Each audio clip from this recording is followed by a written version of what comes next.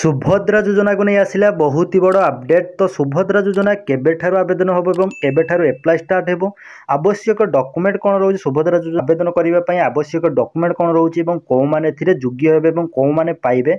सुभद्रा योजना जो 50,000 टंका मिल प्रत्येक महिला को जो 50,000 टंका मिल, तो ये सुभद्रा योजनार शुभारंभ केबे हेबो, आवश्यक डॉक्यूमेंट कौन रोचे कौ मैंने पाइबे डिटेल मुझे आपको ये वीडियो कहबी।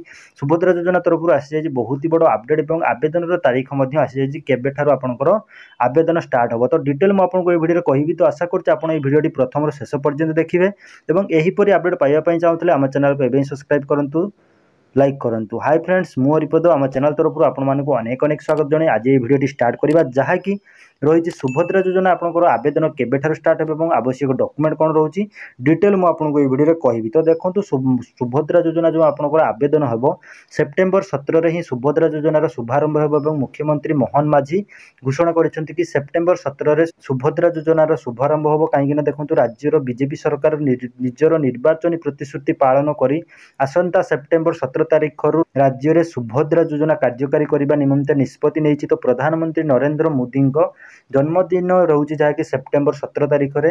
तो होइथिबार उक्त दिन यही राज्य आम ओडिशा रे सुभद्रा योजना कार्यकारी हेबो बोली कार्यकारी होगा शुभारंभ करेंगे बोली मुख्यमंत्री मोहन चरण माझी घोषणा कर सूचना देते। तो मुख्यमंत्री मोहन चरण माझी कहते सेप्टेम्बर 17 तारीख में प्रधानमंत्री नरेंद्र मोदी जन्मदिन होइथिबारु राज्य सुभद्रा योजनार कार्यकारी हेबो प्रधानमंत्री श्री मोदी उक्त दिन ओडिशा आसी यही योजनार लोकार्पण करेंगे और उक्त दिन 5 लाख महिला को यही सुभद्रा योजनार भाउचर प्रदान करा जिवो।